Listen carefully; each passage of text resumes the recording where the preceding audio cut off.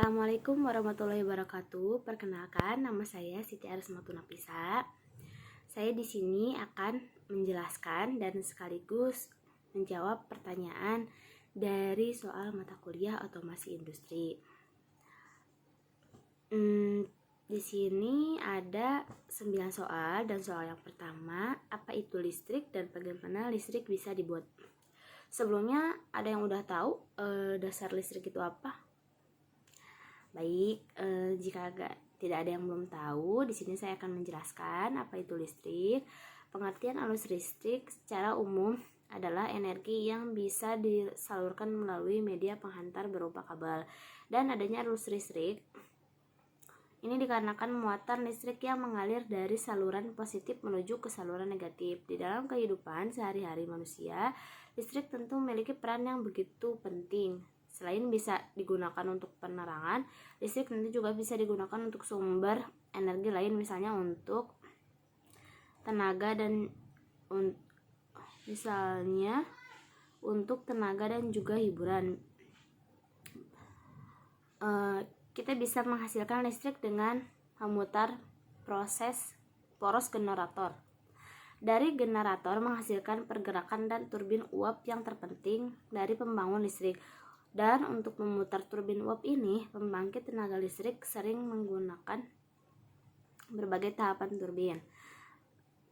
Tahap turbin uap, turbin tekanan tinggi, menengah, dan juga rendah. Jadi sudah memenuhi tujuan kita menghasilkan listrik dengan generator. Dan yang kedua, pengertian arus DC dan AC. Sebelumnya ada yang udah tahu apa itu arus DC dan AC? Baik, sekarang kita kupas tuntas. Pengertian arus listrik AC atau alternating current yaitu listrik yang besar dan arah arusnya yang selalu berubah-ubah. Jadi kalau arus listrik AC itu yang arusnya berubah-ubah. Yang selanjutnya pengertian arus DC atau direct current yaitu arus listrik yang searah. Jadi kalau yang AC itu yang pengertian arus listrik AC atau alternating current yaitu listrik yang besar dan arusnya selalu berubah-ubah. Kalau yang arus listrik DC yang searah. Selanjutnya soal yang nomor 3, apa perbedaan ketika ada arus tinggi, tegangan rendah, dan tegangan rendah? Arus tinggi lebih berbahaya mana? Di sini kita akan jawab dan bahas. Tegangan listrik merupakan perbedaan potensial listrik antara dua titik pada suatu penghantar atau rangkaian listrik. Beda potensial adalah perbedaan jumlah elektron yang berada dalam suatu arus listrik. Di satu sisi sumber arus listrik terdapat elektron yang bertumpuk, sedangkan di sisi yang lain terdapat jumlah elektron yang sedikit. Hal ini terjadi karena adanya gaya magnet yang mempengaruhi materi tersebut. Dengan kata lain, sumber tersebut menjadi bertegangan listrik. Tegangan listrik disebut juga voltage, identik dengan beda potensial. Pada dasarnya, beda potensial inilah yang menyebabkan aliran elektron dari potensial rendah atau negatif ke potensial tinggi. Artinya adanya arus listrik disebabkan karena adanya tegangan listrik. Pada dua titik kutub, positif dan negatif pada rangkaian listrik, bisa jadi setiap komponen listrik mempunyai beda potensial yang berbeda tergantung hambatan komponen tersebut. Dan apa kalian sudah tahu biasanya apa penyebab yang kita kadang terkena setrum atau yang berbahayanya itu seperti apa? Dari pembahasan di atas, tegangan adalah awal dari terjadinya aliran arus atau elektron. Jadi mereka berdua tidak bisa dipisahkan satu sama lain. Tidak ada arus yang mengalir tanpa adanya tegangan atau beda potensial. Lalu kenapa kita bisa kesetrum? Tubuh kita terdiri dari air dan mineral yang berfungsi sebagai konduktor listrik. Setiap kita menyentuh sumber listrik, kita akan kena setrum. Hanya saja tidak akan terasa jika voltasenya kecil. Setrum voltase kecil akan terasa jika kita mengetesnya dengan lidah. Gitu. Walaupun hanya 3 volt. Kesimpulannya, makin tinggi tegangan, maka makin tinggi arus yang akan mengalir. Adapun efek yang akan terjadi jika kita kena setrum tergantung hambatannya. tergantung hambatan pada tubuh kita. Makin tinggi hambatannya, maka makin kecil arus yang akan mengalir melewati tubuh kita dan kita pun lebih punya potensi untuk selamat. Selanjutnya, pertanyaan nomor 4, peran otomasi industri bagi perusahaan. Ada yang bisa jawab?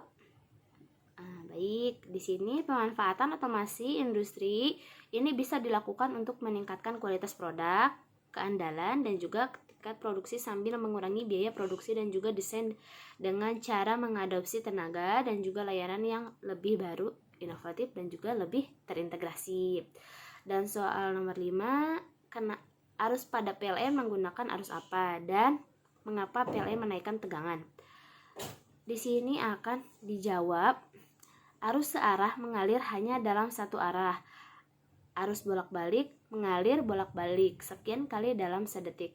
Thomas Edison termasuk mendukung arus searah. Ia memiliki saham dalam proyek ini. Yang bagus kinerjanya pada masa awal penggunaan lampu listrik karena generator zaman itu dekat sekali dengan lampu-lampu yang menggunakan listriknya. Akan tetapi dengan meningkatnya kebutuhan listrik untuk penerangan, arus searah atau DC ternyata tidak memadai. Arus listrik kehilangan sebagian energinya sewaktu disalurkan pada tegangan tinggi. Oleh sebab itu, mengirimkan arus arah melalui kabel tegangan tinggi yang diperlukan untuk mengirim jarak jauh tidak ekonomis. Rangkaian arus arah akan memerlukan stasiun-stasiun pembangkit setiap 5 atau 6 km sehingga terlalu mahal untuk kawasan luas seperti luar negeri dan sebagainya. Dan soal nomor 6, apa itu magnet, magnet kutub, dan bagaimana magnet bisa terbentuk?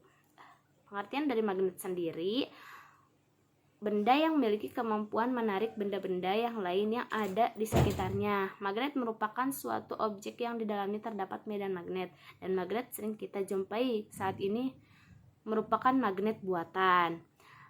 Dan magnet kutub sendiri mempunyai dua kutub, kutub utara dan kutub selatan. Apabila kutub magnet yang sejenis didekatkan satu sama lain, kedua kutub akan saling tolak-menolak, dan begitu pun sebaliknya. Jadi, mengapa magnet bisa terbentuk? Jika sebuah gulungan kawat dialiri arus listrik, maka gulungan tersebut akan menjadi magnet yang membentuk elektromagnet. Tetapi apabila arus listrik tersebut ditiadakan, maka sifat magnetiknya akan hilang. Gitu ya. Pertanyaan selanjutnya, jelaskan arus negatif dan arus positif dan bagaimana bisa terbentuk. Arus listrik adalah banyaknya muatan listrik yang mengalir dalam suatu rangkaian pada satu waktu. Muatan listrik yang dimaksud di sini adalah elektron. Arus listrik yang terjadi karena adanya aliran elektron dari kutub negatif ke kutub positif. Pada konsepnya, elektron bergerak dari negatif ke positif, sedangkan arus listrik dari positif ke negatif. Perhatikan gambar tersebut. Nah, dari gambar di atas menunjukkan sumber tegangan listrik yang disambungkan ke sebuah penghantar. Pada kutub positif penghantar, muatan negatif akan ditarik oleh muatan positif pada sumber tegangan melewati ruang-ruang Hall. Ruang-ruang Hall itu ruang-ruang yang digambarkan dalam bentuk bulat tanpa adanya negatif atau positif. Jadi yang bulatnya kosong ya. Sedangkan pada kutub negatif penghantar, muatan akan terisi elektron baru dari sumber tegangan, sehingga elektron pada penghantar juga mendorong untuk bergerak ke arah kutub positif. Menurut aturan bahwa arus listrik mengalir dari positif ke negatif, sedangkan elektron mengalir dari negatif ke positif. Kenapa bisa begitu? Karena sejatinya aturan berpatokan bahwa elektron berpindah dari negatif ke positif gitu ya, meninggalkan dari Hall dan mengisi Hall baru, maka seolah-olah Hall tersebut bergerak dari positif ke negatif. Pertanyaan selanjutnya nomor 8, jelaskan mengenai listrik 3 phase dan 1 phase. Di sini akan saya jawab. Pengertian dari listrik 1 phase adalah jaringan listrik yang hanya menggunakan 2 kawat penghantar yang ke suatu sebagai kawat phase L dan yang kedua sebagai kawat netral. Umumnya listrik 1 phase bertegangan 220 sampai 240 volt. Biasanya listrik 1 phase ini digunakan untuk listrik perumahan. Namun listrik PLN di jalanan itu memiliki 3 phase, tapi yang masuk ke dalam rumah kita itu hanya 1 phase saja. Karena kita tidak perlu memerlukan tegangan yang begitu tinggi. Manfaat dan kegunaannya digunakan untuk di sebagian besar rumah kecil yang dan usaha-usaha kecil kayak di toko sembako kayak gitu ya, mampu memasok banyak tenaga untuk sebagian besar pelanggan yang lebih kecil, termasuk rumah dan usaha kecil non industri.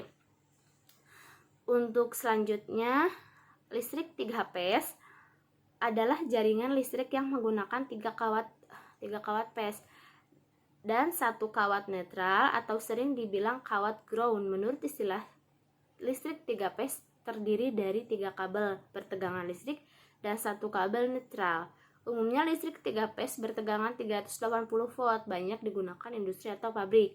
Jadi kalau yang listrik 3 phase ini biasanya digunakannya di industri atau pabrik yang besar-besar yang memerlukan tegangan tinggi seperti hotel juga dan sebagainya ya. Manfaat dan kegunaannya memiliki daya listrik yang besar sehingga mampu memenuhi kebutuhan listrik pada tempat-tempat yang membutuhkan daya listrik besar. Kabel yang digunakan bisa lebih kecil sehingga lebih hemat biaya. Hal ini dikarenakan listrik 3 phase menggunakan tegangan yang lebih tinggi sehingga menyebabkan arus listrik yang mengalir menjadi lebih rendah. Gitu. Dan pertanyaan terakhir, pada penggunaan yang bagaimana ketika arus tinggi tegangan rendah dan tegangan rendah arus dan tegangan tinggi arus rendah? Ada yang bisa jawab? Baik, di sini kita akan bahas bareng-bareng ya. Penggunaan fasilitas listrik berkepanjangan oleh masyarakat menimbulkan ketidakstabilan atau naik turunnya tegangan listrik menjadi masalah yang cukup sering terjadi di setiap rumah, kelas menengah, dan perkantoran. Penggunaan listrik yang berlebihan dapat menyebabkan tegangan listrik menjadi tidak stabil. Ketika listrik digunakan secara berlebihan, tegangan listrik menjadi sering naik turun sehingga mengakibatkan terjadinya korsleting, lonjakan arus listrik yang besar hingga ketidakstabilan atau naik turunnya tegangan listrik ini juga dapat menimbulkan ancaman besar bagi keselamatan barang-barang elektronik di rumah atau di kantor. Tegangan listrik yang terlalu rendah atau terlalu tinggi dapat mempengaruhi kinerja peralatan elektronik dengan konsumsi listrik berat seperti AC, kulkas, komputer, TV, dan lain-lain sebagainya ya. Untuk mencegah terjadinya masalah ini, serta melindungi barang-barang elektronik dengan konsumsi listrik berat dari kerusakan, dibutuhkan stabilizer listrik. Stabilizer listrik ada yang tahu? Stabilizer listrik adalah alat yang berfungsi untuk mengatur dan menyeimbangkan tingkat tegangan listrik secara konstan. Kini stabilizer listrik pun telah menjadi salah satu kebutuhan paling penting untuk mengatasi masalah naik turunnya tegangan listrik di rumah ataupun di kantor. Baik, kata Jack Herman Harjono Putra, owner PT Gunindo Tumurki. Mungkin cukup sekian materi yang bisa saya sampaikan. Apabila kurang lebihnya mohon dimaafkan. Wassalamualaikum warahmatullahi wabarakatuh.